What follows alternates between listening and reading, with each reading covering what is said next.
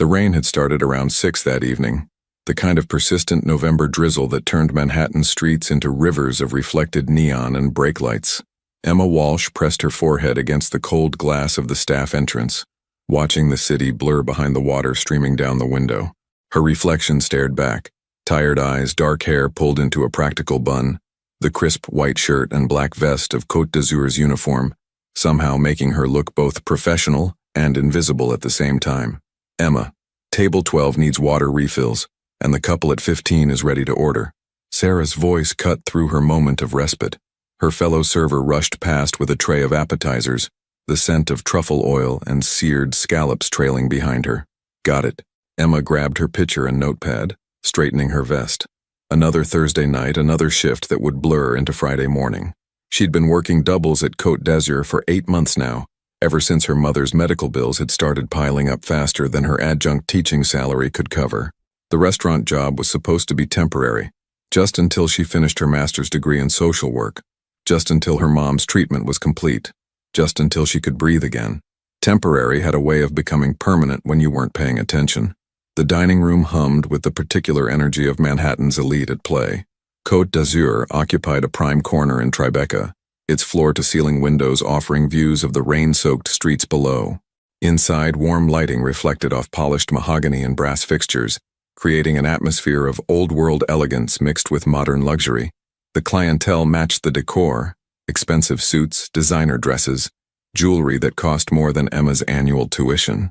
She moved through her section with practiced efficiency, refilling water glasses with a smile, taking orders with attentive nods, becoming the kind of invisible that good servers mastered. Present but not intrusive, helpful but not hovering. It was a performance she'd perfected, even as her mind calculated tips, rent due dates, and how many more months until graduation. Emma, Michael, the floor manager, appeared at her elbow. His expression carried that particular tightness that meant something important and probably complicated was about to happen. I need you to take over Section 7. She glanced toward the back of the restaurant where the private booths offered more seclusion for guests who valued privacy. Section 7 was Sarah's territory, and servers didn't typically swap sections mid-shift without good reason. Sarah's handling a situation with a difficult customer up front, Michael continued, lowering his voice.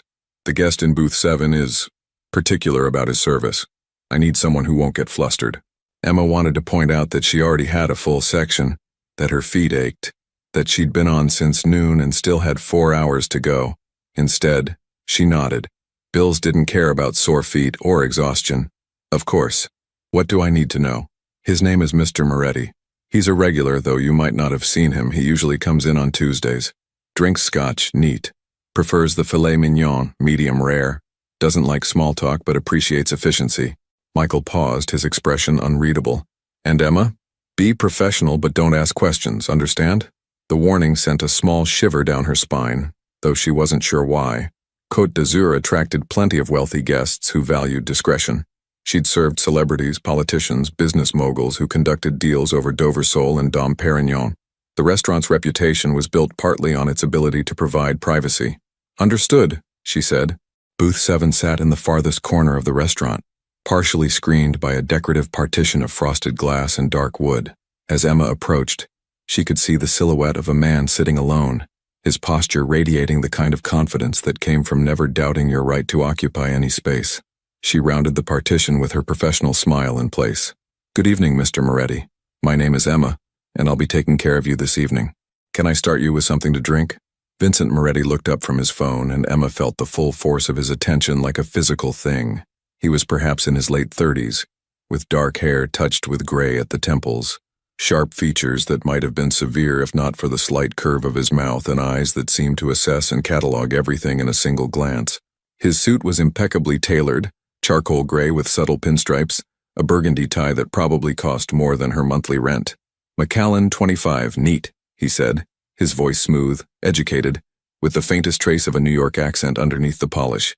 "And bring me your menu, though I likely won't need it." "Of course." Emma jotted down the order, acutely aware of those dark eyes following her movements. "I'll have that right out for you." As she turned to leave, he spoke again. "You're new to this section." It wasn't a question, but she paused, turning back with a polite smile. "Just filling in for tonight, sir. But I assure you the service will be excellent." Something that might have been amusement flickered across his features. I'm sure it will be. Emma retreated to the bar, placing the drink order with James, who raised an eyebrow at the expensive scotch but said nothing. While she waited, she observed her new charge from a distance. Vincent Moretti sat with the stillness of someone completely comfortable in his own skin, occasionally glancing at his phone, but mostly watching the room with the alertness of a person who habitually assessed his surroundings. There was something about him that didn't quite fit the usual pattern of Côte d'Azur's clientele. The other wealthy guests wore their privilege casually, born into it or so accustomed to it that it had become invisible. Vincent Moretti wore his power differently. Like armor he'd forged himself, every inch of it earned and defended. Table 7 scotch. James slid the crystal glass across the bar, breaking her observation. Tell Michael that's $300 he just poured. Emma carefully carried the drink back to booth 7, setting it down on the mahogany table with practiced precision. Your Macallan 25, sir. Have you had a chance to look at the menu, or would you like a few more minutes? The filet mignon, medium rare. No sauce, just as it comes. Asparagus on the side, no butter. His orders were crisp, definitive. A man who knew exactly what he wanted and saw no reason to deliberate. Excellent choice. I'll have that right out for you. The next hour passed in the rhythm of service. Emma moved between her tables, taking orders, delivering food, ensuring wine glasses stayed filled and conversations flowed uninterrupted. Booth 7 remained an island of quiet in the restaurant's gentle buzz. Vincent Moretti ate his meal with the same focused attention he seemed to bring to everything, occasionally pausing to respond to messages on his phone. Around 9:30, Emma noticed 2 men enter the restaurant. They were shown to a table near the window, but something about them immediately set her instincts on edge. Maybe it was the way they sat without really settling, bodies tense despite the casual arrangement of their chairs. Maybe it was how their eyes constantly scanned the room, lingering too long on booth 7. Maybe it was simply the disconnect between their expensive clothing and the hardness in their faces, like children playing dress-up in their parents' closets. She pushed the feeling aside, returning to booth 7 to clear Vincent's dinner plates. How was everything, Mr. Moretti? Perfect, as always. He leaned back slightly, studying her with that same assessing gaze. You handle pressure well. The observation caught her off guard. I'm sorry? You've been working this entire section plus your own for over an hour. Your feet probably hurt. You're likely exhausted, but you haven't let it show once. That takes discipline. Emma wasn't sure how to respond to that. Most customers didn't notice servers beyond their immediate needs. Just doing my job, sir. Yes, he agreed, something unreadable in his expression. But you do it well. Before she could formulate a response, one of the men from the window table stood and began walking toward the restrooms. The path took him past booth 7, and as he passed, his eyes fixed on Vincent with an intensity that made Emma's breath catch. The man's hand moved to his jacket. Time seemed to slow, each second stretching into impossible length. Emma saw the movement, saw the man's fingers slide inside his jacket, saw the deliberate intent in his eyes. Her mind, operating on some primal level beyond conscious thought, registered danger, immediate, lethal danger. She heard the sound, a mechanical click, sharp and unmistakable, metal against metal, a sound that her brain instantly recognized even though she'd never heard it in person before. Emma moved. Later, she wouldn't remember making the decision. Her body simply acted, driven by instinct and a split-second understanding that someone was about to die if she didn't move right now. She threw herself forward, her body colliding with Vincent's shoulder, pushing him down and back even as she heard the sound she'd only heard in movies. A sharp crack that seemed impossibly loud and yet distant at the same time. The world exploded into chaos. Screaming erupted throughout the restaurant. People dove under tables, chairs toppled as guests scrambled for cover. Emma found herself pressed against Vincent Moretti in the corner of the booth, his body tensed like a coiled spring beneath her. Her shoulder burned, a hot, searing pain that she couldn't quite process through the adrenaline flooding her system. More sounds, shouting, heavy footfalls, the crash of something breaking. Strong hands gripped her arms, pulling her back, and she caught a glimpse of 2 large men in dark suits wrestling the shooter to the ground. The weapon clattered across the floor, sliding to a stop near the overturned table where the shooter's companion sat frozen, hands raised in surrender. Don't move. Vincent's voice cut through the chaos, calm and commanding. His hand pressed against her shoulder and she looked down to see red spreading across her white shirt. You're injured. I'm fine, she heard herself say, though her voice sounded strange, distant. Are you? Did he? I'm unharmed, thanks to you. His dark eyes fixed on hers with an intensity that made everything else fade into background noise. Stay still. Help is coming. The restaurant had descended into organized chaos. Michael was on the phone, presumably with emergency services. Other staff members were helping frightened guests toward the exits. The two men who'd subdued the shooter held him face down on the floor. Security, Emma's dazed mind supplied, though she hadn't noticed them before. They must have been watching Vincent all along. Her shoulder throbbed, the initial sharp pain giving way to a deeper ache. She tried to sit up, but Vincent's hand remained firm against her uninjured shoulder. I said stay still, he repeated, gentler this time. You're in shock. The bullet grazed you, but you're losing blood. Blood. She was bleeding. The realization made her lightheaded, and she let herself sink back against the booth's leather cushion. Vincent shrugged out of his jacket and pressed it against her shoulder, applying steady pressure. His movements were efficient, practiced, someone who knew how to handle emergencies. What's your full name? He asked, his voice cutting through the fog, beginning to cloud her thoughts. Emma Walsh. Emma Walsh. He repeated it as though committing it to memory. Stay with me, Emma. Keep your eyes open. Look at me. She focused on his face, using it as an anchor against the dizziness threatening to pull her under. Up close, she could see the fine lines around his eyes, a small scar near his left temple, the precise trimming of his beard. His cologne was subtle, expensive, cedar and something darker, more complex. Why did you do that? He asked quietly, almost to himself. You didn't hesitate. I heard the click, Emma whispered. I just moved. Something flickered across his expression. Surprise, respect, something else she couldn't identify. Before he could respond, the restaurant filled with new arrivals. Police officers, their presence immediately commanding attention. Paramedics rushing in with equipment and practiced urgency. Sir, we need to look at her. A young paramedic with kind eyes knelt beside the booth. Vincent moved back, allowing the medical professionals access, but his gaze never left Emma's face. She felt their hands on her shoulder, heard their calm voices assessing the injury, but her attention remained fixed on Vincent Moretti, who watched her with an expression she couldn't decipher. You're very lucky, the paramedic told her, working to stop the bleeding. The bullet just grazed you. Another inch and, well, you're lucky. We need to take you to the hospital, clean and dress this properly. You'll need stitches. Emma nodded, the movement making her wince. The paramedics helped her onto a stretcher, and as they prepared to move her, she caught sight of the restaurant. Tables overturned, broken glass glittering on the floor, police officers taking statements from shaken guests. The beautiful, elegant dining room had been transformed into something else entirely, a reminder that violence could shatter any illusion of safety. Her eyes found the shooter, now being hauled to his feet by police officers, handcuffs glinting. He was younger than she'd initially thought, maybe late 20s, with the desperate look of someone who'd gambled everything and lost. He wasn't looking at Vincent anymore. He was looking at her, and in his eyes was a mixture of fury and something that might have been fear. Let's go, the paramedic said gently, breaking her focus. They wheeled her toward the exit, and Emma caught one last glimpse of Vincent Moretti, standing amid the chaos in his expensive vest and shirt, her blood staining both. His phone was pressed to his ear, his expression carved from stone as he spoke to whoever was on the other end. Michael appeared beside the stretcher as they moved through the restaurant.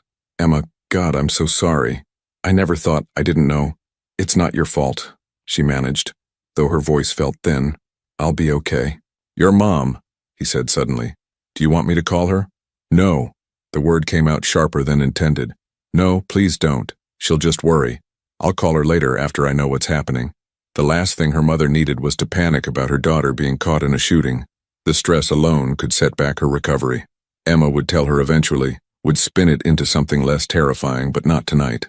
The ambulance ride passed in a blur of streetlights and the paramedic's steady voice checking her vital signs. The hospital was bright, too bright after the dimness of the restaurant, all white walls and antiseptic smell and efficient movement. Nurses took her information. Doctors examined her wound, asked questions she answered automatically. You're very fortunate, the doctor told her, an older woman with gentle hands and tired eyes. The bullet created a superficial wound along your shoulder. Painful, and you'll have a scar but no permanent damage. We'll clean it, stitch it up, and you'll need to keep it dry for a few days. I'm prescribing antibiotics to prevent infection and something for the pain. When can I go home? Emma asked. Once we finish the stitches and observe you for another hour or so. We want to make sure there's no delayed shock reaction. The doctor paused. The police will want to speak with you as well. Right, the police. Emma let her head fall back against the pillow, exhaustion finally catching up with her. She'd thrown herself in front of a stranger to stop him from being hurt. That stranger had turned out to be someone important enough to have security guards she hadn't noticed. Someone whose would-be attacker had been desperate or angry enough to try something in a crowded restaurant. What exactly had she stepped into? The stitches hurt despite the local anesthetic. Each pull of the suture a reminder of how dramatically her evening had diverged from the norm. She closed her eyes, trying to process everything that had happened. But the events felt surreal, like something from a movie rather than her actual life. Ms. Walsh? Emma opened her eyes to find a police detective standing beside her bed. He was middle-aged, with gray hair and the weathered face of someone who'd seen too much of humanity's worst impulses. I'm Detective Morrison. I need to ask you some questions about what happened tonight. For the next 20 minutes, Emma recounted the evening step by step. The detective took notes, occasionally asking for clarification, his expression remaining carefully neutral throughout. When she described hearing the click and throwing herself forward, his eyebrows rose slightly. That was incredibly brave, he said, and incredibly dangerous. You could have been hurt much worse than you were. I didn't really think about it, Emma admitted. I just reacted. Instinct, Morrison nodded. Sometimes that's what saves lives. He closed his notebook, studying her with eyes that had conducted 1,000 interviews. Ms. Walsh, do you know who Vincent Moretti is? The question felt loaded. Careful. He's a customer at the restaurant. That's all I know. Morrison's expression suggested he was deciding how much to tell her. Mr. Moretti is a prominent businessman in New York. He has interests in several industries: construction, real estate, waste management. He's also a person of interest in several ongoing investigations, though he's never been charged with anything. The careful phrasing told Emma everything the detective wasn't saying outright. Vincent Moretti was connected to organized crime, the kind of man whose business dealings existed in gray areas between legal and illegal, the kind of man who had enemies willing to try taking him out in a public restaurant. Oh, she said quietly, the man who tried to harm Mr. Moretti tonight has connections to a rival organization. This wasn't random, it was targeted. Morrison leaned forward slightly. Which means, Ms. Walsh, that by saving Vincent Moretti's life, you've potentially put yourself in a complicated position. These people don't forget, they don't forgive, and they have long memories. Emma felt her stomach drop. Are you saying I'm in danger? I'm saying you should be aware of the situation. Mr. Moretti has already provided contact information for his security team should you need it. He's also arranged to cover all your medical expenses tonight. He didn't need to do that. No, Morrison agreed. But men like Vincent Moretti understand debts, particularly life debts. He owes you, Ms. Walsh, and he knows it. The detective stood, handing her a business card. If you remember anything else, or if anything unusual happens, anything at all, you call me. Understood? Emma took the card, her fingers numb. Understood. After Morrison left, Emma sat in the sterile hospital room trying to process everything. She'd come to work expecting an ordinary shift, tips, and tired feet and the usual parade of wealthy customers. Instead, she'd become entangled with a man who existed in a world she'd only seen in movies, a world of organized crime, rival factions, and carefully calculated moves. Her phone buzzed. 3 missed calls from Michael, 5 from Sarah, and a dozen text messages from coworkers who'd heard what happened. She scrolled through them, unable to formulate responses, her mind too scattered to form coherent thoughts. A soft knock on the door frame made her look up. A nurse stood there, young and apologetic. Ms. Walsh? You have a visitor. He says his name is Mr. Moretti. Emma's heart jumped inexplicably. Yes. Okay. The nurse stepped aside and Vincent Moretti entered her hospital room. He'd changed clothes at some point, now wearing dark slacks and a black sweater, his hair slightly damp as though he'd showered. He carried himself with the same quiet authority she'd noticed at the restaurant, but up close, without the barrier of professional distance, his presence felt even more substantial. Ms. Walsh. He stopped a respectful distance from her bed. How are you feeling? Like I got shot, she said, then immediately winced at her own bluntness. Sorry, that was accurate. A slight smile touched his mouth. I appreciate honesty. The doctors tell me you'll make a full recovery. Yes, they said I was lucky. Lucky? Vincent repeated the word as though testing its weight. That's one way to describe it, though I'd argue luck had less to do with it than remarkable instinct and courage. Emma didn't know what to say to that.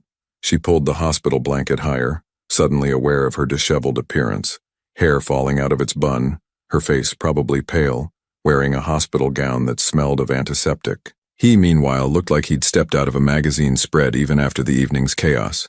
Detective Morrison told you about me, Vincent said. It wasn't a question. He told me you're a businessman. That slight smile returned. A diplomatic phrasing. I'm sure he also told you that my business dealings exist in complicated territories. Something like that. Vincent pulled a chair closer to her bed, sitting down with fluid grace. Up close, she could see the fatigue around his eyes, the tension in his shoulders beneath the expensive sweater. Whatever calm facade he presented to the world, tonight had shaken him too. I need to be honest with you, Emma. May I call you Emma? She nodded. What you did tonight, saving my life, was extraordinary. It was also incredibly dangerous, not just in the moment, but going forward. The man who tried to harm me works for people who will see your interference as a problem. You prevented something they spent considerable time and resources planning. They won't be happy about that. Detective Morrison suggested something similar. Morrison is a good detective and a careful man. He's probably downplaying it. Vincent leaned forward slightly, his dark eyes intense. I want to offer you protection. My security team is experienced, discreet. They can watch over you, make sure nothing happens in retaliation. Emma's first instinct was to refuse. She didn't want to be drawn further into whatever world Vincent inhabited. But the practical part of her mind, the part that had kept her afloat through student loans and medical bills and endless double shifts, recognized the reality of her situation. If she really was in danger, pride wouldn't protect her. For how long, she asked. Until the situation settles. A few weeks, perhaps longer. He paused. I'm also aware that tonight will likely cost you your job. Côte d'Azur's management won't want the attention or potential danger. I'd like to compensate you for that loss and for your medical expenses, and for the trauma of what you experienced. You don't need to. I do, he interrupted gently but firmly. You saved my life, Emma. That creates a debt I take very seriously. Let me at least ensure you don't suffer financially for your courage. She wanted to argue, wanted to maintain her independence, but the reality was undeniable. Her shoulder throbbed, her white work shirt was ruined with blood, and she'd likely be fired from a job she desperately needed. Pride had its place, but it didn't pay rent or medical bills. Okay, she said quietly. Thank you. Vincent nodded, seeming to relax slightly at her acceptance. He pulled a business card from his pocket. Heavy stock, simply printed with a name and phone number. This is Marcus Romano, head of my security. He'll be in touch tomorrow to discuss arrangements. If anything concerns you before then, call him directly. He'll answer. Emma took the card, turning it over in her hands. The weight of it felt substantial, real. This was actually happening. She'd thrown herself in front of a stranger, and now her entire life was veering in a direction she couldn't have imagined 12 hours ago. What would have happened if I hadn't moved? She asked suddenly. If I hadn't heard that sound? If I'd been a second slower? Vincent's expression grew distant, dark. I would have died. The shooter had a clear line of sight. My security was positioned wrong, too focused on the entrance, not enough on the interior.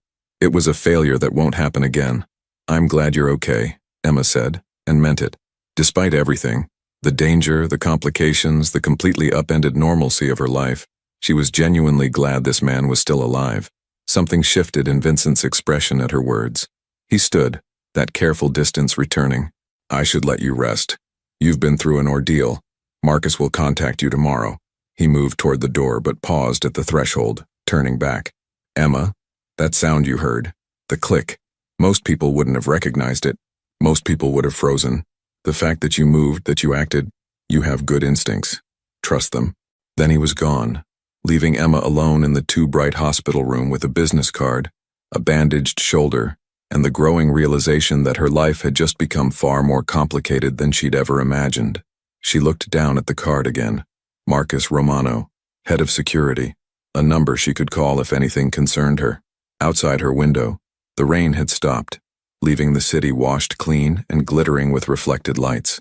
Manhattan sprawled beneath her, millions of lives intersecting in endless patterns, most of them following predictable paths from day to day. Emma had the sudden, certain feeling that her path had just veered somewhere entirely different. She'd walked into work expecting an ordinary Thursday. She was leaving having saved a man's life, a man whose world existed in shadows most people never saw. Her phone buzzed again. Another text from Sarah. "OMG, Emma. Are you okay? Everyone's talking about what happened. You're a hero. Call me." A hero. The word felt strange. She didn't feel heroic. She felt tired, confused, and increasingly aware that she'd stepped into something much larger than herself. Detective Morrison's warning echoed in her mind. These people have long memories. Vincent's acknowledgement of debt. The business card with a security chief's number. Emma laid back against the pillow, her shoulder aching with each breath. Tomorrow she'd have to deal with the practical realities, telling her mother something that wouldn't worry her too much, figuring out her work situation, meeting with this Marcus Romano person. Tonight she just needed to process the simple, staggering fact that she'd nearly died, that someone else had nearly died, and that a split-second decision had changed everything. Through the window, a black SUV pulled into the hospital parking lot below. It sat there, engine idling, and though Emma couldn't see inside the tinted windows, she had the distinct feeling someone was watching, keeping guard. Vincent Moretti's security, she realized. Already in place, already protecting her. She closed her eyes, exhaustion finally winning over the adrenaline that had kept her alert. Tomorrow her new reality would begin. Tonight she'd let herself rest, surrounded by the beeping of hospital monitors and the distant sounds of the city that never slept. Her last conscious thought was of that moment in the restaurant, the click of metal, the instant of decision, the feeling of moving without thought. In that fraction of a second, two lives had changed course. Vincent Moretti had lived, and Emma Walsh had stepped into a world she didn't yet understand. Tomorrow would bring answers. Tomorrow would bring complications. Tomorrow would bring Marcus Romano and security arrangements and all the practical details of what came next. But tonight, Emma just breathed, alive and conscious of being alive in a way she'd never quite experienced before. The world felt different now, sharper and more dangerous, but also more real somehow. She'd seen something that most people only witnessed in stories. She'd acted when action mattered. And now she'd have to live with the consequences of that courage, whatever they might be. Outside, the black SUV continued its vigil, a silent guardian in the night. Inside, Emma Walsh drifted toward sleep, her shoulder throbbing with each heartbeat, a reminder that she was alive, that he was alive, and that everything had changed with the simple, unmistakable sound of a trigger being pulled back. Click. The sound would echo in her dreams for weeks to come. Emma woke to sunlight streaming through unfamiliar windows and the insistent buzzing of her phone. For a disorienting moment, she couldn't remember where she was. Then her shoulder throbbed, and the previous night came flooding back. The hospital, the shooting, Vincent Moretti. She reached for her phone with her good arm, squinting at the screen. 43 text messages, 17 missed calls, and notifications from news apps that made her stomach sink. She tapped one. Hero Waitress saves diner in Tribeca restaurant incident. Below the headline was a photo, grainy security camera footage showing her throwing herself across the booth. Her face was visible enough to be recognizable. The article named her, mentioned Côte d'Azur, and while it carefully avoided specifics about Vincent, it made clear that she'd prevented something terrible. No, no, no, Emma whispered, scrolling through more articles. Her name was everywhere. Someone had even found her social media accounts. Her Instagram was flooded with comments from strangers, her privacy invaded by thousands of people she'd never met. A soft knock interrupted her spiraling anxiety. A different nurse from last night peeked in. "Good morning, Ms. Walsh. How's the pain?" "Manageable," Emma lied. Her shoulder felt like someone had taken a hot iron to it. "The doctor will be in shortly to discharge you. There's also a gentleman waiting in the lobby who says he's here to drive you home." A Mr. Romano? Marcus Romano. Vincent's head of security. Emma had almost forgotten about that part. Right. Yes. Thank you. After the nurse left, Emma forced herself out of bed, moving carefully to avoid jarring her injury. Someone, she assumed Vincent's people, had brought her a change of clothes. Dark jeans, a loose gray sweater that would accommodate her bandaged shoulder, and even new sneakers in her exact size. The thoughtfulness of it made her uncomfortable. These people had access to information about her that she'd never provided. 20 minutes later, cleaned up and dressed, Emma made her way to the hospital lobby. She spotted Marcus Romano immediately, He stood out like a boulder in a stream, people unconsciously giving him a wide berth. He was perhaps 50, built like someone who'd spent decades maintaining physical readiness, with gray-streaked dark hair and eyes that missed nothing. Ms. Walsh, he approached with surprising grace for a man his size. I'm Marcus Romano. Mr. Moretti asked me to ensure you got home safely. I could have taken a cab, Emma said, though even as the words left her mouth she realized how naive they sounded. Marcus's expression suggested he agreed, but was too professional to say so. This way, please. The black SUV parked at the hospital entrance was identical to the one she'd seen keeping watch last night. Marcus opened the rear door for her, and Emma slid into leather seats that probably cost more than her monthly rent. The interior smelled of expensive cologne and leather, the tinted windows turning the bright morning into something more subdued. Marcus took the driver's seat, and as they pulled into traffic, Emma watched the city roll past. Friday morning in Manhattan, people rushing to work, vendors setting up, the endless movement of a city that never paused. 2 days ago, she'd been part of that flow, just another person trying to make it through the week. Now she sat in an SUV with a security guard because she'd thrown herself in front of a man connected to organized crime. Mr. Moretti wanted me to brief you on the situation, Marcus said, his eyes on the road but his attention clearly on her as well. First, the immediate threat. The individual who attempted to harm Mr. Moretti is in custody, but he's part of a larger organization. They invested significant resources into last night's plan. Its failure makes them look weak, and you're the reason for that failure. Emma's hands tightened in her lap. Detective Morrison mentioned something similar. Morrison is competent, but he has to work within legal frameworks. I don't. Marcus's tone was matter-of-fact, not threatening, but absolutely clear. Which means I can be more direct with you. These people will want to send a message. They'll want to demonstrate that interfering with their business has consequences. You need protection, and you need it immediately. For how long?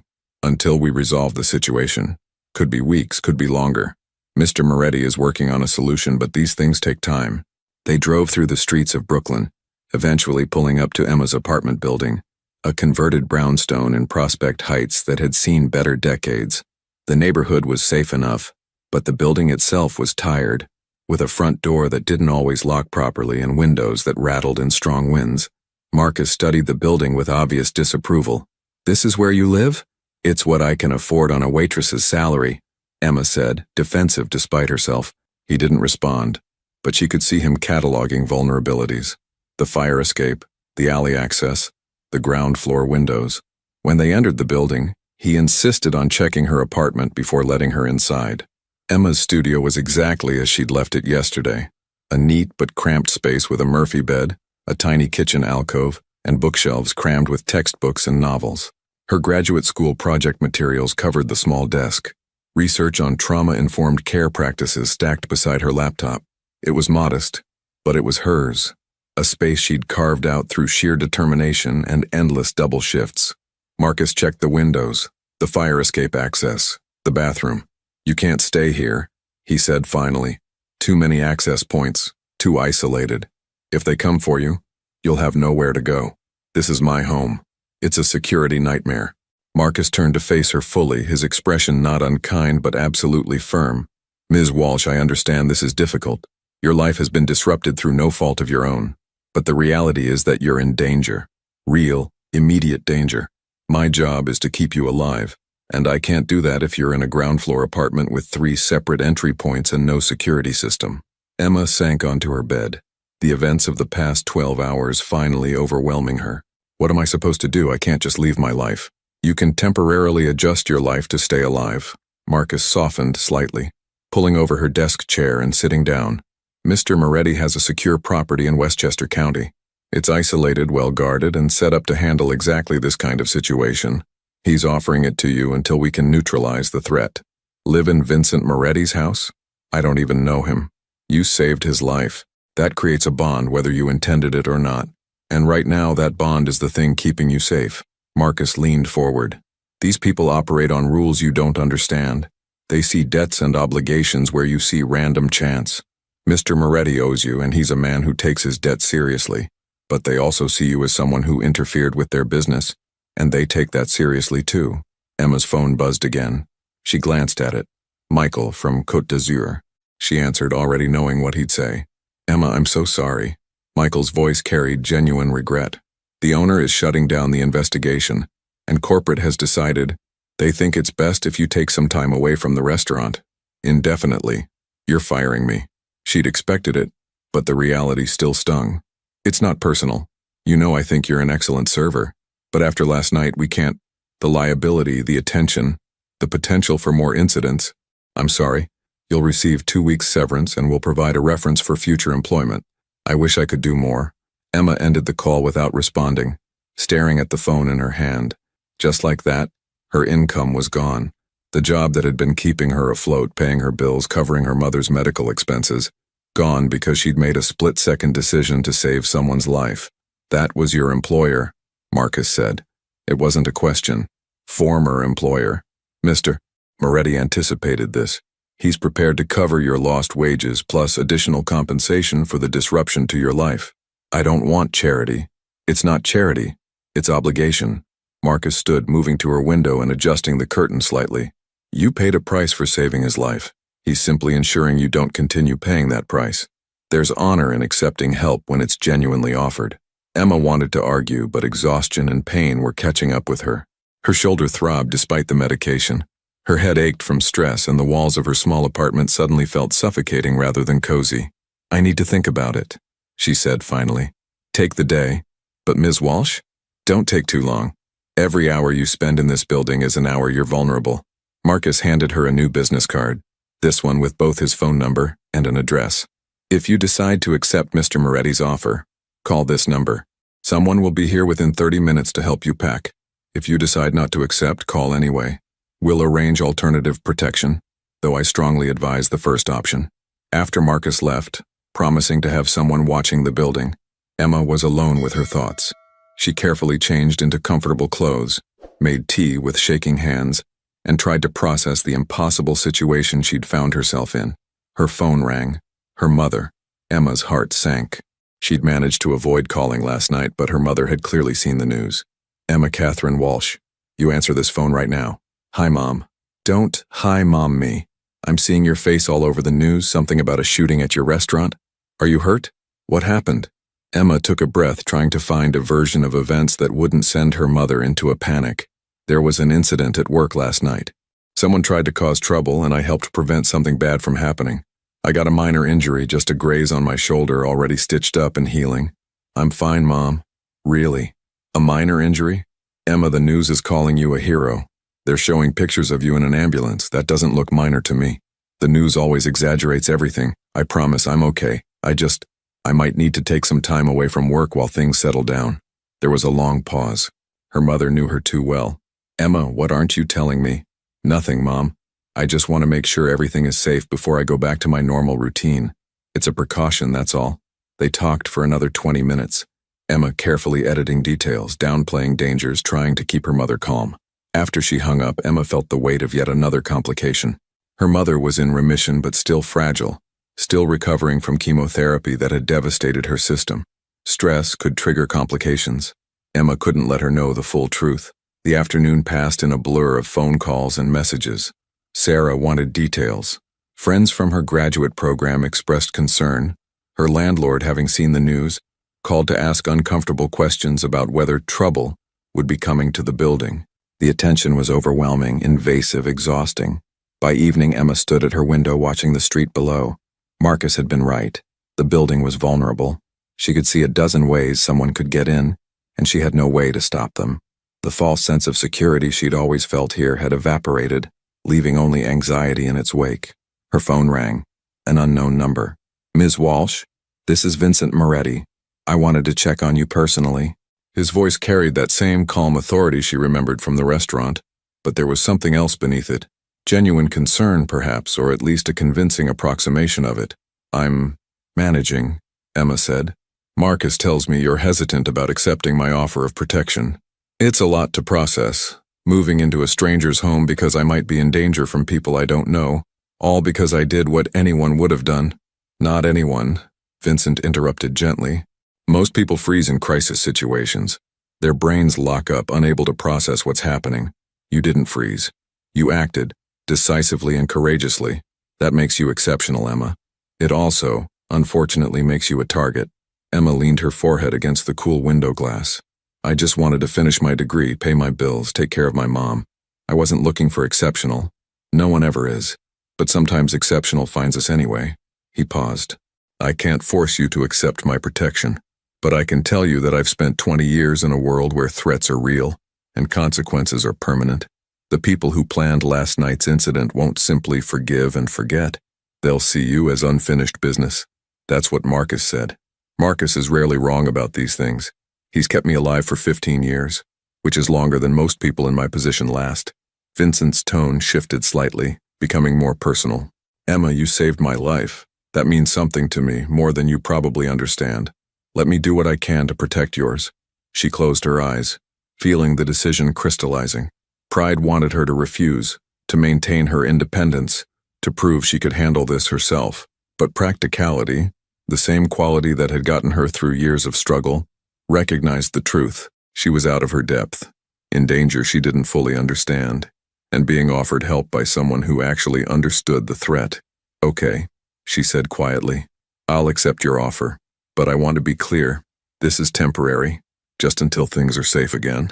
Understood. Marcus will coordinate everything, pack light. Anything you need that you don't bring, we can provide. I'll see you tomorrow, Emma.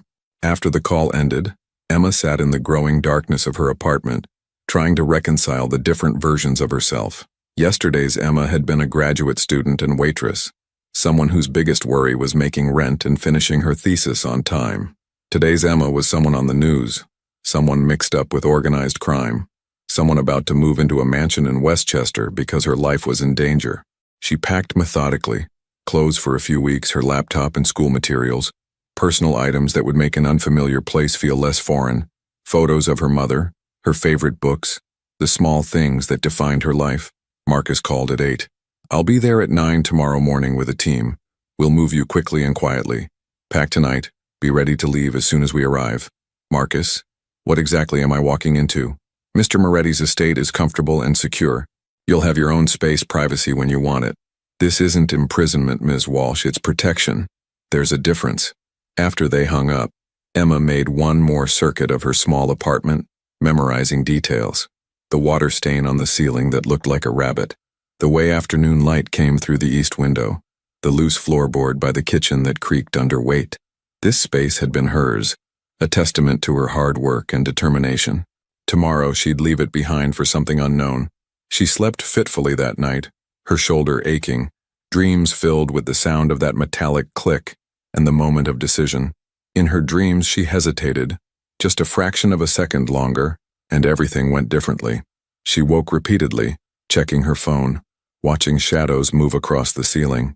At some point in the darkest hours, she got up and looked out the window. The black SUV sat at the curb, a silent guardian. Someone was watching, keeping her safe even as she slept. The knowledge should have been comforting.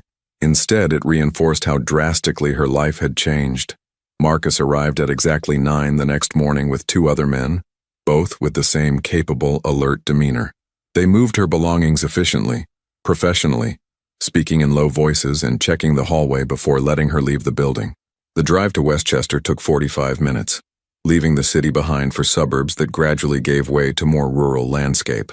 They turned onto a private road, passing through gates that opened automatically, continuing down a tree-lined drive that seemed to go on forever. The estate, when it finally appeared, took Emma's breath away. It was elegant without being ostentatious, a sprawling property with manicured grounds, mature trees providing privacy, and the main house built in a classical style that suggested old money and quiet power. This wasn't just wealth, this was generational security, the kind of property that represented decades of accumulation. This is where Vincent Moretti lives? Emma asked, unable to keep the surprise from her voice. One of several properties, Marcus said. But yes, this is his primary residence. Secure, private, and far enough from the city to make unexpected visits difficult. They pulled up to the main entrance, where Vincent himself stood waiting. He'd traded his restaurant formal wear for dark slacks and a charcoal sweater, somehow looking both casual and commanding. As Emma stepped out of the SUV, their eyes met, and she felt that same jolt of recognition from the hospital. This man whose life she'd saved, who now represented both safety and danger in equal measure. Welcome, Vincent said, His voice warm despite the formal circumstances. "I know this isn't ideal, but I hope we can make you comfortable." Emma looked up at the house, at the grounds stretching in every direction, at the man who'd just invited her into his world. Somewhere in the back of her mind, a voice whispered that she was making a terrible mistake, that she should run back to her tiny apartment and take her chances. But the louder voice, the practical one, the one that had kept her alive this long, knew she'd already made her choice. The moment she'd thrown herself across that booth, she'd started down a path that led here. Now she just had to see where it went. "Thank you," she said, meaning it despite her reservations. "I appreciate everything you're doing." Vincent nodded, something unreadable in his expression. "Come inside. Let me show you your space. Then we can talk about what happens next." As Emma followed him into the house, she caught Marcus and Vincent exchanging a look, some communication passing between them that she couldn't decipher. The door closed behind her with a soft, final click. She was inside now, protected but also trapped, safe but also ensnared. The debt Vincent Moretti owed her was being paid with shelter and security, but Emma was beginning to understand that in this world, debts had a way of creating new obligations, binding people together in ways that weren't easily undone. Her old life, the apartment, the job, the familiar routine was already receding into memory. Whatever came next would be something entirely different. She just hoped she was strong enough to handle it. 3 weeks had passed since Emma Walsh moved into Vincent Moretti's estate, and she was still discovering new aspects of the property. The main house sprawled across 12,000 square feet, with rooms she hadn't yet explored and corridors that seemed to lead to unexpected places. Her suite occupied the entire east wing: bedroom, sitting room, private bathroom with a soaking tub, and a small balcony overlooking gardens that were maintained by a staff she rarely saw. It was beautiful. It was comfortable. It was also, unmistakably, a gilded cage. Emma stood at her bedroom window watching the November morning unfold across the grounds. Frost silvered the grass, and bare trees etched dark patterns against the pale sky. In the city, she would have been rushing to a morning shift, grabbing coffee from the corner bodega, navigating crowded subway cars. Here, everything moved at a different pace, quieter, more controlled, carefully orchestrated. Her phone buzzed with a text from her mother. "How's the temporary job going? You've been so vague about details." Emma had told her mother she'd taken a short-term position with better pay, a convenient fiction that explained her sudden change in circumstances without revealing the dangerous truth. The lies were necessary, but they weighed on her, adding to the strange isolation she felt. She typed back, "Going well. Quiet work. Gives me time to focus on my thesis. How are you feeling?" The response came quickly. "Good days and bad days, but more good lately. Dr. Chen is pleased with my progress. Miss you, though. When can I visit this mysterious new workplace?" "Soon," Emma lied. "Love you, Mom." She set down her phone, guilt settling heavy in her chest. Before all this, she'd visited her mother every Sunday, bringing groceries and helping around the house. Now, Marcus had made it clear that maintaining her normal patterns was too dangerous. Her mother's safety meant staying away, another price Emma was paying for that split-second decision in the restaurant. A soft knock interrupted her thoughts. Maria, the housekeeper who'd been kind without being intrusive, stood at the door with a breakfast tray. "Mr. Moretti thought you might prefer eating in your room this morning," Maria said, her accent carrying hints of her native Portugal. "But he wanted me to tell you that the library is available if you'd like to work there." "Better light than up here," he said. Emma had been curious about the library since arriving. She'd glimpsed it once through an open door, floor-to-ceiling bookshelves, leather furniture, tall windows flooding the space with natural light. Vincent kept the room locked, though, and she'd been too uncomfortable to ask about access. "Thank you, Maria. Tell him I appreciate it." After breakfast, Emma gathered her laptop and research materials, making her way through the house's elegant corridors. The library door stood open now, an invitation. She stepped inside and caught her breath. The room was magnificent. 3 walls lined with books, organized with obvious care, not just for show but genuinely read, with worn spines and scattered bookmarks. The 4th wall was dominated by windows overlooking the estate's western grounds. A massive mahogany desk occupied one corner, but comfortable reading chairs were scattered throughout, each with its own lamp and side table. What caught Emma's attention most, though, were the architectural drawings framed on the walls between bookshelves, detailed blueprints and sketches of buildings, some she recognized as famous New York landmarks. Others she didn't know. Each was labeled with dates and locations, rendered in precise technical detail that spoke of professional training. I studied architecture at Columbia. Vincent's voice came from behind her. Before my father died and I had to take over the family business. Emma turned to find him leaning against the doorframe, dressed casually in dark jeans and a gray Henley. It was Saturday, she realized. Even in this strange new existence, weekends apparently still meant something. These are beautiful, Emma said, gesturing to the drawings. Did you do them? Most of them, yes, my senior project. He moved into the room, hands in his pockets, an unusual hesitance in his demeanor. I was going to work for a firm in Manhattan, had an offer lined up. Then my father had a heart attack, and suddenly I was 23 years old running businesses I barely understood. It was the most personal thing he'd shared since she'd arrived. Their interactions over the past 3 weeks had been polite but distant, passing each other in hallways, brief conversations over meals when they coincidentally ate at the same time, his careful respect for her privacy. This felt different, like a door opening. Do you regret it? Emma asked. Not pursuing architecture? Vincent considered the question, studying one of his own drawings. Regret is complicated. I regret the circumstances that made the choice for me, but I can't regret the path I took without re-getting everything that came from it. The people I've protected, the stability I've built, even this house. He glanced at her. Even being in that restaurant that night. Emma felt heat rise in her cheeks and turned her attention to the bookshelves to hide it. The collection was eclectic. Classic literature alongside modern fiction, philosophy texts next to architecture books. Everything from Marcus Aurelius to contemporary mysteries. You're welcome to read anything you'd like, Vincent said. I meant what I said about the library being available. I know these weeks have been difficult. Isolation is its own kind of hardship. It's not the isolation exactly, Emma admitted. I'm used to being alone. It's the not knowing. How long will this last? What happens when it's over? Whether I'll even have a life to go back to. Vincent was quiet for a moment, then gestured to the seating area near the windows. Sit with me? I think we should talk about some things I've been avoiding. They settled into facing chairs, morning light pouring through the windows between them. Outside, Emma could see Marcus and another security team member doing a perimeter walk, their vigilance a constant reminder of why she was here. The situation is more complicated than I initially explained, Vincent began.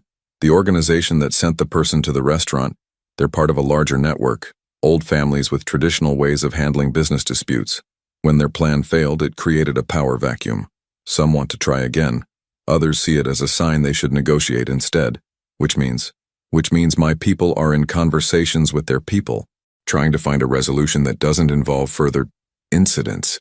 But these negotiations take time. Trust has to be rebuilt. Assurances have to be made. He met her eyes. I won't lie to you, Emma. This could take months, not weeks. The words settled like stones in her stomach. Months of her life in suspension. Months of lying to her mother. Months of her thesis work gathering dust while the world moved on without her. What about my degree? She asked quietly. I was supposed to defend my thesis in March. If I'm stuck here. You're not stuck, you're protected. There's a difference. Vincent leaned forward, his expression intent. I've spoken with the dean of your program. Confidentially. You can complete your work remotely, and when it's time to defend, we'll arrange appropriate security. Your education doesn't have to stop because of this situation. Emma stared at him. You contacted my school? Through appropriate channels with respect for your privacy. I didn't explain details, just that you were dealing with a temporary security situation related to your work at the restaurant. The dean was sympathetic. Apparently, you're one of their top students. She didn't know whether to be grateful or disturbed that he'd reached into her life without asking. Both feelings tangled together, creating confusion she couldn't quite name. I should have asked first, Vincent acknowledged, reading her expression. I apologize. I'm used to solving problems efficiently, and sometimes I forget that efficiency can feel like overreach. It does, Emma said honestly. But I also appreciate it. I've been worried about school. They sat in comfortable silence for a moment, the tension easing. Outside, a crow landed on the windowsill, peered inside with bright eyes, then flew away. Can I ask you something? Emma ventured. Your father, what was he like? Vincent's expression shifted, becoming distant. Complicated. Traditional. He built everything from nothing, came from Sicily with barely any money, and created an empire through sheer determination. He had very specific ideas about honor, about loyalty, about how men should conduct themselves. He paused. He wasn't cruel, but he wasn't warm either. Business always came first. I spent my childhood trying to earn his approval and my early 20s trying to be anyone but him. And now I run the same businesses he built, make similar decisions, protect the same people he protected. I've become him in ways I swore I never would. The irony isn't lost on me. Emma heard the genuine conflict in his voice. A man caught between the life he'd wanted and the life he'd inherited. It was a feeling she understood, in her own way. How many nights had she lain awake wondering what her life would look like if her father hadn't left when she was 12, if her mother hadn't gotten sick, if financial necessity hadn't dictated every choice she'd made. "Do you think we ever really choose our paths?" she asked. "Or do circumstances just push us in directions and we call it choice to feel better about it?" Vincent smiled, a real smile that transformed his usually guarded features. "That's a very philosophical question for a Saturday morning. Hazard of graduate school. Every conversation becomes an existential inquiry." "Then, philosophically speaking," Vincent said, "I think we choose how we walk the path we're on, even if we didn't choose the path itself. You didn't choose to be in that restaurant the night someone came for me, but you chose to act. That choice was entirely yours. And now I'm here because of it. You're here because of consequences beyond your control, but you're still making choices. How you respond, whether you let this define you, what you do with the time you have." He gestured around the library. "You could spend these months resenting the situation. Instead, you're working on your thesis, reading, trying to maintain as much normalcy as possible. Those are choices." Emma found herself smiling despite everything. "Are you always this thoughtful, or is this special Saturday morning philosophy, Vincent?" "I have my moments," he said dryly. "Usually around 3 a.m. when I can't sleep. That's when I work on my thesis. Apparently, trauma and insomnia are great for academic productivity." They both laughed, and the sound felt strange and wonderful, a moment of genuine connection in the midst of everything else. For just a second, Emma could almost forget the circumstances that brought her here, could almost imagine they were just two people getting to know each other in a beautiful library on a Saturday morning. The moment shattered when Marcus appeared at the door, his expression grave. "Vincent, we have a situation." The transformation was immediate. Vincent stood, every trace of the thoughtful man from seconds ago, replaced by someone harder, more focused. "What kind of situation?" "Communications intercept. One of our people has been feeding information to the Castellano organization. They know details they shouldn't. Security rotations, vehicle movements, property layouts." Emma watched Vincent's jaw tighten. "How long?" "At least 3 weeks. Maybe longer." Marcus glanced at Emma, then back to Vincent. "They know she's here." The words hung in the air like a physical presence. Emma felt her breath catch. 3 weeks of safety, of routine, of gradually lowering her guard. All of it based on the assumption that this estate was secure, unknown to the people who wanted to harm Vincent. "Who?" Vincent's voice was deadly quiet. "Still investigating. But Vincent, if they know she's here, they'll move soon. They won't waste the advantage." Emma stood, her legs unsteady. "What does that mean? What do we do?" Vincent turned to her, and in his eyes she saw something she hadn't seen before. Genuine fear. Not for himself, she realized, but for her. "It means we accelerate our timeline. Marcus, implement Protocol 7. I want double security on all access points. Sweep the entire property for vulnerabilities, and find out who the leak is. Today." "Understood." Marcus left, already speaking into his radio. Emma and Vincent stood alone in the library, the peaceful morning irrevocably shattered. She thought about her mother's text, the normalcy of breakfast, the way sunlight had streamed through these windows just minutes ago, how quickly everything could change. "I need you to trust me," Vincent said, moving closer. "Whatever happens in the next few days, whatever you see or hear, remember that everything I do is about keeping people safe, including you, especially you. What are you going to do? Find the person who betrayed us. Make sure they can't provide any more information. Send a message that disloyalty has consequences." His expression was hard, unreadable. "This is the part of my world I've tried to keep you away from. But you're in it now, whether either of us wanted that." Emma thought about the man who'd shared his regrets about architecture, who'd contacted her school to help with her degree, who kept a library full of beloved books. Then she looked at the man standing before her now, someone capable of things she probably didn't want to imagine, someone whose power came from being willing to do what others wouldn't. "I'm not naive," she said quietly. "I know what you are, what you do. I knew it the first night. The detective told me, the news articles filled in the rest. But Vincent, she paused, choosing words carefully. Whatever you have to do to keep everyone safe, I understand. Just don't become someone you'll hate when you look in the mirror. Something flickered across his face. Surprise, maybe, or gratitude. That's asking a lot. You asked me to trust you. I'm asking you to remember who you wanted to be before circumstances made the choice for you. Before Vincent could respond, shouting erupted from somewhere in the house. Both of them moved toward the sound, finding several security personnel gathered in the main hallway. A man Emma vaguely recognized from the security team was being escorted, firmly but not roughly, between two of his colleagues. His face was pale, his expression resigned. "Vincent, I can explain," the man started. "Save it for Marcus." Vincent cut him off, his voice cold. "I don't want to hear your justifications." Emma watched as they took the man away, presumably to one of the estate's outbuildings she'd noticed but never entered. She felt sick knowing what this meant. Someone who'd been trusted had sold them out, had put everyone at risk for reasons she'd probably never understand. "Go back to your room," Vincent said, not looking at her. "Stay there until Marcus or I tell you otherwise." "Vincent, please, Emma." He finally met her eyes, and the vulnerability she saw there was startling. "I'm about to handle something unpleasant. I don't want you to see it. I don't want that version of me to be what you remember." She wanted to argue, wanted to insist she could handle reality, but the plea in his voice stopped her. This was about his shame, not her capacity to witness it. "Okay," she agreed softly. "But afterward, talk to me, please?" He nodded once, then turned and strode away, his shoulders set with determination. Emma watched him go, then made her way back upstairs on unsteady legs. In her suite, she tried to focus on her thesis, on the research about trauma-informed care practices that suddenly felt painfully ironic. But her mind kept drifting to what was happening somewhere else on the property, to the man who'd betrayed them, to Vincent becoming someone he'd tried to avoid becoming. Hours passed. The sun moved across the sky, afternoon light replacing morning brightness. Emma paced, read, tried to work, failed. She thought about calling her mother, but couldn't imagine faking normalcy right now. A knock came at her door just after 4. She opened it to find Vincent standing there, looking exhausted.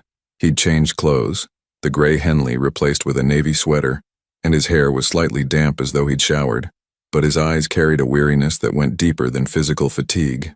"Can I come in?" he asked quietly. Emma stepped aside, and he entered her sitting room, moving to the balcony doors but not opening them. Just standing there, looking out at the grounds. "His name was David Chen," Vincent said after a long silence. "Worked for me for 3 years. Good at his job, reliable, no signs of discontent. But his brother owed money to the Castellanos, gambling debts that had spiraled out of control. They offered him a deal, provide information, and his brother's debt disappears. What happened to him? He told us everything he'd shared with them, every detail he'd passed along. Then I gave him an envelope with enough money to disappear. Far away, somewhere the Castellanos won't find him. He has 24 hours to leave the state." Emma stared at him. "You let him go?" "I gave him a choice. Leave voluntarily or face consequences from people less forgiving than me. He took the money and left 30 minutes ago." Vincent finally turned to face her. "You thought I'd do something worse. I didn't know what to think. Most people in my position would have made an example of him, sent a message about betrayal. And part of me wanted to, the part that's my father's son, that understands the rules of this world." He moved to one of her sitting room chairs, sinking into it like a man carrying impossible weight. "But then I remembered what you said, about not becoming someone I'd hate in the mirror." Emma sat across from him, her heart aching at the visible struggle on his face. "You did the right thing." "Did I?" "In this world, mercy is often mistaken for weakness. By showing compassion, I might have invited more betrayal. Or you showed that you're different, that you can be strong without being cruel." Vincent studied her for a long moment. "You see the best in people, even people who probably don't deserve it. I see potential. It's the social worker in me, always believing people can be better than they are." "And what do you see when you look at me, Emma? A man trying to be better? Or someone fooling himself about what he really is?" The question was raw, vulnerable in a way she'd never heard from him. Emma thought about the past 3 weeks, the careful respect for her privacy, the library invitation, the help with her degree. She thought about this morning's conversation, about a young man who'd wanted to build things instead of running an empire.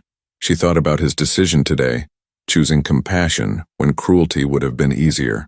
I see someone caught between who he was raised to be and who he wants to become, she said carefully. I see someone carrying impossible weight and trying to do right by people even when the rules don't allow for right.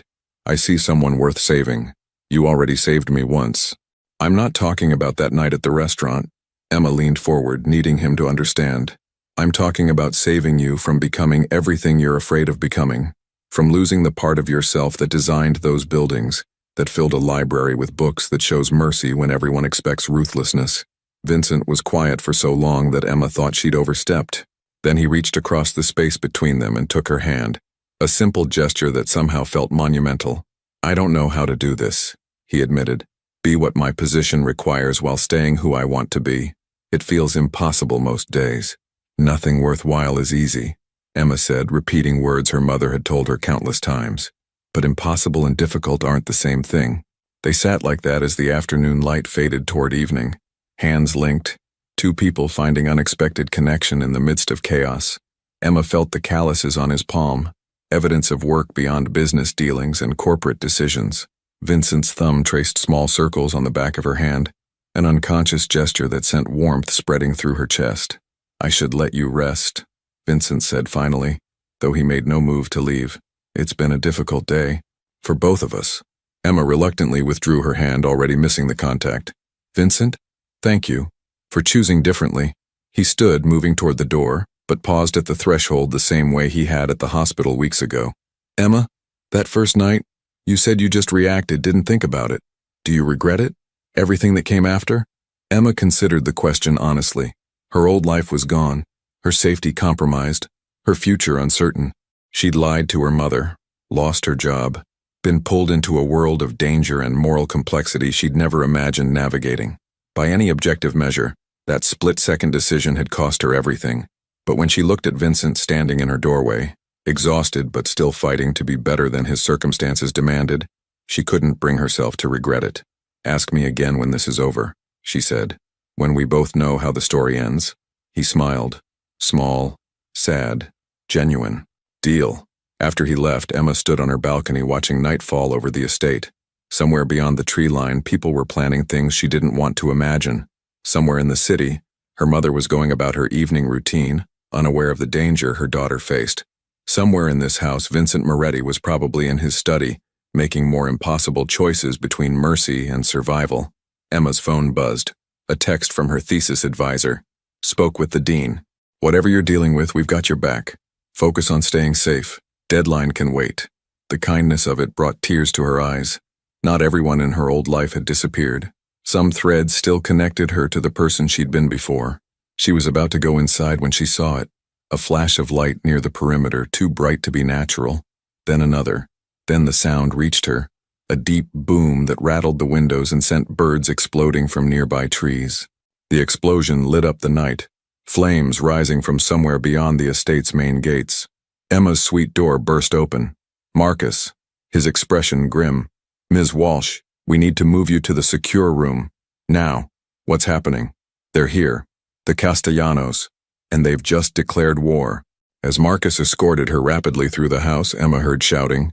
Saw security personnel moving with urgent purpose.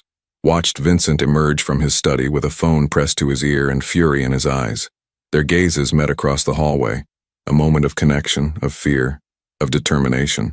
Then Marcus was pulling her down a hallway toward a section of the house she'd never entered, and Emma understood with crystal clarity that everything was about to change. Again. The secure room turned out to be exactly that. Reinforced walls, no windows, emergency supplies. Marcus left her there with a radio and instructions not to come out until he personally came back for her. Alone in the fortified silence, Emma sat on the small cot and thought about choices, about the click of a trigger in a restaurant, about a library filled with books and unbuilt buildings, about Vincent's hand in hers and the weight of impossible decisions. Outside, the night erupted with sound, engines shouting, more distant booms. Inside, Emma waited, hoping that when morning came, everyone she'd grown to care about would still be alive. She picked up the radio Marcus had left. Static crackled, then Vincent's voice. All personnel, hold positions. Do not engage unless directly threatened. This ends tonight, one way or another. Emma closed her eyes and whispered into the darkness, "Keep still. Just keep still. We'll get through this." The words felt like prayer, like promise, like the only hope she had left. Emma waited in the secure room while negotiations happened outside. When Marcus finally came for her, his expression was relieved. "It's over." They reached an agreement. Vincent stood in his study, exhaustion mixed with hope on his face. They accepted the proposal. All families agreed to transition to legitimate operations over 5 years. You were right, Emma. They wanted a way out, they just needed someone to show them the path. So I'm safe now? Completely. The threat is resolved. 6 months later, Emma stood at her Columbia graduation, master's degree in hand. Her mother beamed from the audience. Vincent waited in the back, keeping his promise to give her space to finish school. That evening over dinner, Vincent took her hand. "I'm not asking you to change your life for me, but I'd like to be part of it if you're willing." Emma smiled, thinking about that night in the restaurant, how one decision had changed everything. "I'd like that too. Some lives are saved in moments. Others take time to rebuild, but both are worth fighting for."